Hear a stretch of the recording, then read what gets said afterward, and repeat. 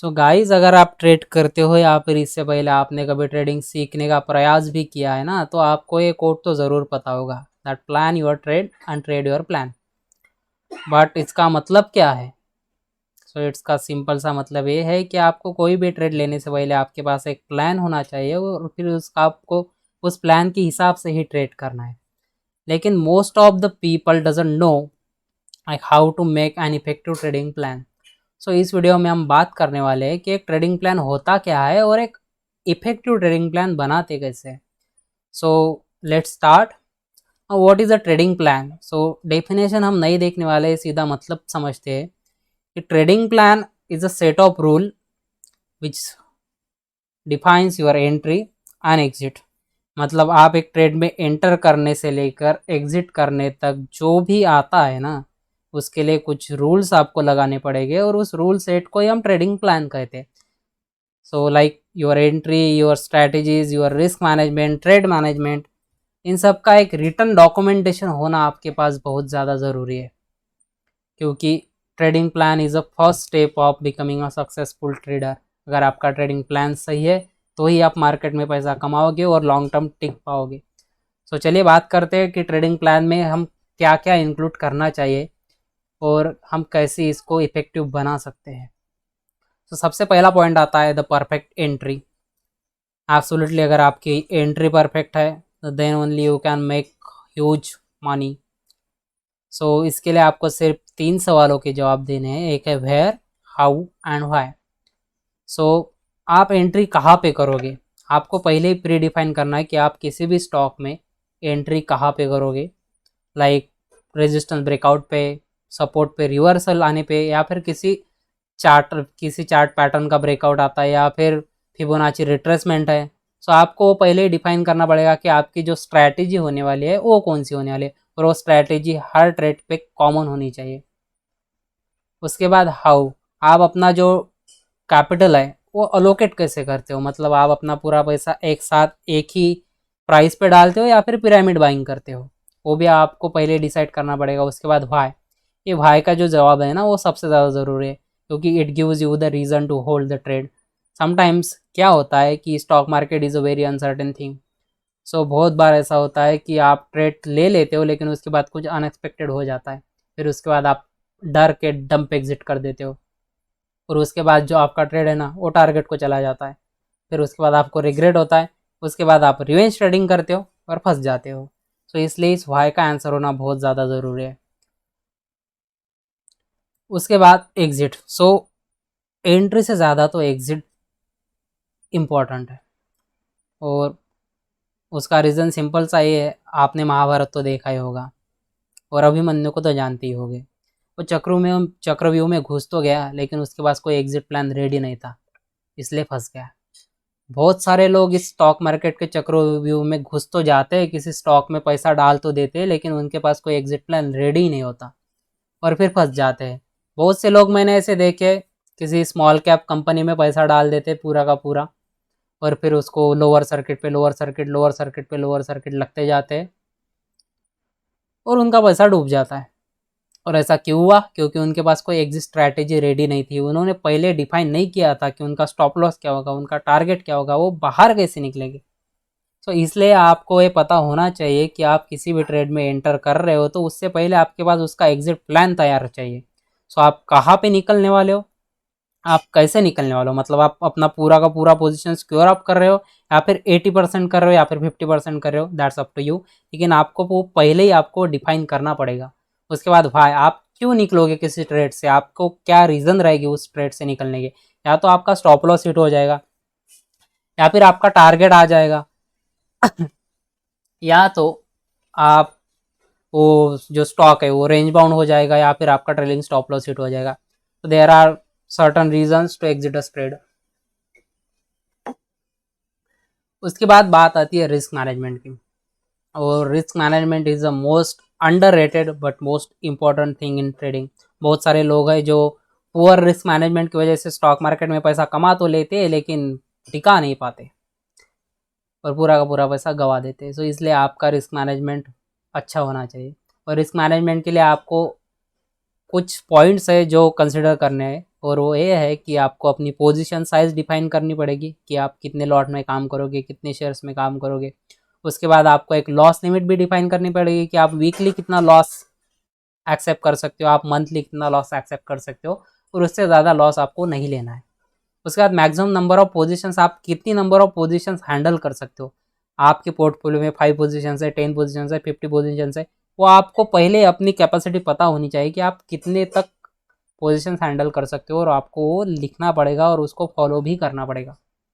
उसके बाद maximum capital allowed, आप एक ट्रेड में, एक सिंगल ट्रेड में कितना पैसा डालते हो, अपनी कैपिटल का 20% डालते हो या फिर 100% डालते हो, तो आपको पहले ही डिफाइन करना पड़ेगा और वो रूल्स ब्रेक नहीं होने चाहिए। उसके बाद है होल्ड थ्रू मेजर इवेंट्स और एग्जिट बिफोर। सो स्टॉक मार्केट में कुछ मेजर इवेंट्स है, जैसे बजट है, आरबीआई पॉलिसी है, कंपनीज की अर्निंग्स है। सो आपको, अगर आपने उस ट्रेड में किसी स्टॉक में एंटर किया है, तो आपको पता होना चाहिए कि वो मेजर इवेंट में आपको होल्ड करना है या फिर उससे पहले एग्जिट करना है।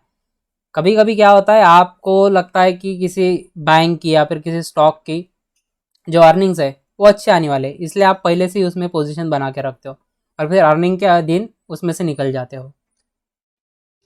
और कभी कभी आप बजट के दिन कुछ इंट्राडे पोजीशन ले लेते हो। तो आपको ये पहले से डिफाइन होना चाहिए कि जो जो मेजर इवेंट है, इसमें आप अपने जो ट्रेड है उसको होल्ड करने वाले हो या फिर एग्जिट करने वाले हो। उसके बाद आता है होल्डिंग पीरियड। सो आप ओवरनाइट होल्ड करना चाहते हो, वीकली होल्ड करना चाहते हो या फिर मंथली होल्ड करना चाहते हो। एक ट्रेड लेने से पहले आपको ये डिफाइन करना बहुत ज़्यादा ज़रूरी है। सो उसके बाद आते हैं हम how to find a trade. So कुछ लोग स्कैनर यूज़ करना पसंद करते हैं, कुछ लोग मैनुअल सर्च करते हैं, और कुछ लोग डेली एक ही इंस्ट्रूमेंट पे काम करना चाहते हैं।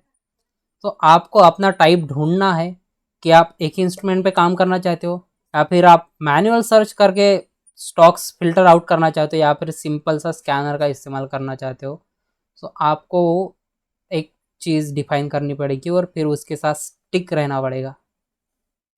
उसके बाद आता है financial instruments and time frame. आपको किस फाइनेंशियल इंस्ट्रूमेंट में काम करना है और आपका टाइम फ्रेम क्या होगा।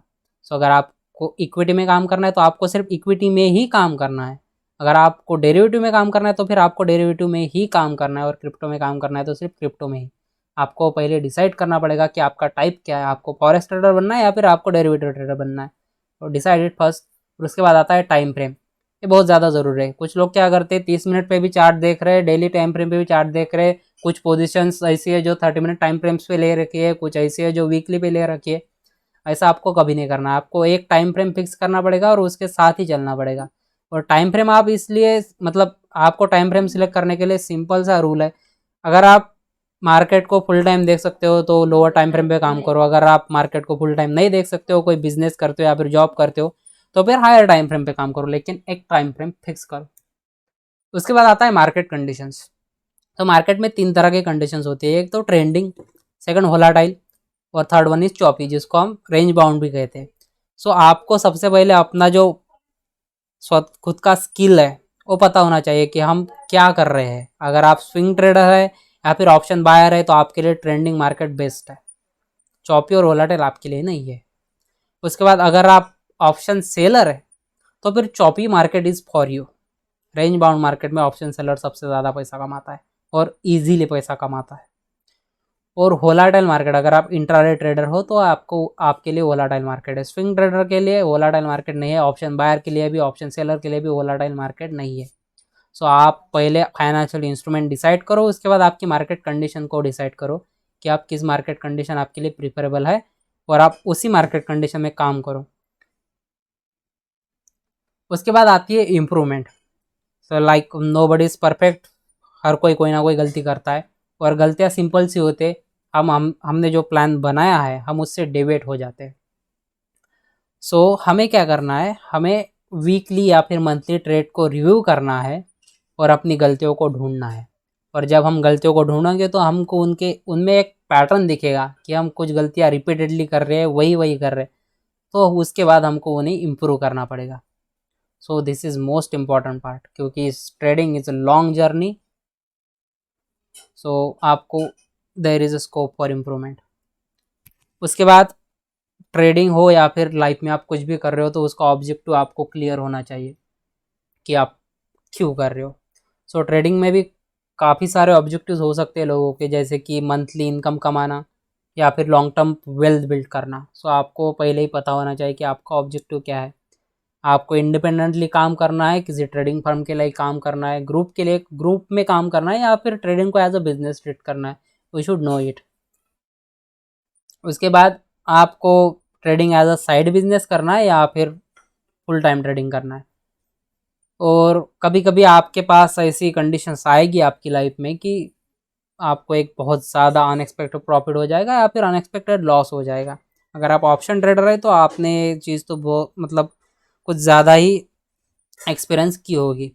सो आपको ऐसे कंडीशन में क्या करना है वो भी आपको पहले डिसाइड करना पड़ेगा, क्योंकि आप ह्यूज प्रॉफिट में क्या होगा, आप ओवरवेल्म हो जाएंगे और ओवर ट्रेडिंग करोगे और जितना प्रॉफिट कमाया सब गवा दोगे। और लॉस कंडीशन में क्या होगा कि आप रिवेंज ट्रेडिंग करोगे और आपका लॉस और बढ़ जाएगा। इसलिए आपको पहले डिसाइड करना है कि ऐसे सिचुएशन में आपको क्या करना है। Then take other people's input who and why, like there are some Telegram channels and YouTube channels also. कुछ यूट्यूबर्स है, अगर आप उनको फॉलो करना चाहते हो या नहीं करना चाहते हो आप पहले डिसाइड कर लो। और अगर आप करना चाहते हो तो फिर आप किसे फॉलो कर रहे हो और क्यों फॉलो कर रहे हो ये भी आपको पता होना चाहिए। ऐसा नहीं कि रैंडमली आपने एक यूट्यूब पे वीडियो देख लिया फिर ट्रेड कर लिया, कल और एक और कोई वीडियो देख लिया ट्रेड कर लिया, और किसी और यूट्यूबर का देख लिया और ट्रेड कर लिया। आपको ऐसा नहीं करना है, क्योंकि हर यूट्यूबर की जो ट्रेडिंग स्टाइल है वो डिफरेंट है। तो आपको अपनी एक ट्रेडिंग स्टाइल बनाने के लिए आपको एक ही चीज़ को फॉलो करना पड़ेगा। सो आप पहले डिसाइड कर लो कि आपको फॉलो करना है या नहीं करना है, और अगर आपको फॉलो करना है तो किसे करना है। उसके बाद monthly saving for rainy days ये बहुत ज़्यादा इंपॉर्टेंट है। अगर आप स्विंग ट्रेडर हो ना तो सबसे ज़्यादा, क्योंकि पिछले कुछ महीनों से मार्केट बहुत ज़्यादा वोलेटाइल है और स्विंग ट्रेडर्स पैसा नहीं कमा पा रहे। तो ऐसे दिनों में अगर आप फुल टाइम ट्रेडर हो तो फिर ऐसे दिनों में आप क्या करोगे। इसके लिए आप मंथली जो भी प्रॉफिट बनाते हो ना उसमें से कुछ ना कुछ सेव करो, और वो कितनी सेविंग होनी चाहिए वो डिसाइड करो और उस हिसाब से आप सेव करो परसेंटेज ऑफ प्रॉफिट में। उसके बाद आता है वर्क लाइफ बैलेंस। ये तो हर जगह पे ज़रूरी है कि आप काम को कितना, अपने दिन में से कितने घंटे दे रहे हो और फिर अपनी लाइफ कितने घंटे जी रहे हो। उसके बाद हाउ टू पे टैक्सेस, ऑब्वियसली गवर्नमेंट है टैक्स तो लेगी। और ये तो ट्रेडिंग है, यहाँ पे प्रॉफिट होता है तो भी टैक्स भरना पड़ता है और लॉस होता है तो भी टैक्स भरना है। तो ये तो बहुत ज़्यादा ज़रूरी चीज़ है। सो वो उसके लिए भी एक प्लान बना लो कि आपको टैक्सेस पे कैसे करने। सो अगर आपने ये सब चीज़ें ठीक तरह से समझ ली, जो भी सवाल इन स्लाइड में थे उनके जवाब आपने ठीक तरह से दे दिए, तो आपका एक इफेक्टिव ट्रेडिंग प्लान बन जाएगा। और जब आपका ट्रेडिंग प्लान बन गया ना तो now you are ready to trade. उसके बिना ट्रेड नहीं करना है, पहले एक ट्रेडिंग प्लान बनाना है और उसके बाद ही ट्रेड करना है। और अगर आप इस ट्रेडिंग प्लान बनाने के बाद उसको 100% फॉलो करते हो ना तो आपको एक सक्सेसफुल ट्रेडर बनने से कोई रोक नहीं सकता। And I hope you like this video and learn a lot from it. So मिलते हैं एक नए। Okay, so our next video is going to be position sizing, क्योंकि बहुत ज़्यादा लोग उसी में गड़बड़ कर जाते हैं, क्योंकि पोजीशन साइजिंग में कुछ ज़्यादा ही कैलकुलेशंस आते हैं। So I was thinking to make a separate video on that. So अगर इस वीडियो को आप लोग पसंद करते हैं तो जल्दी और वीडियो मैं अपलोड करूँगा, ठीक है। So thanks for watching.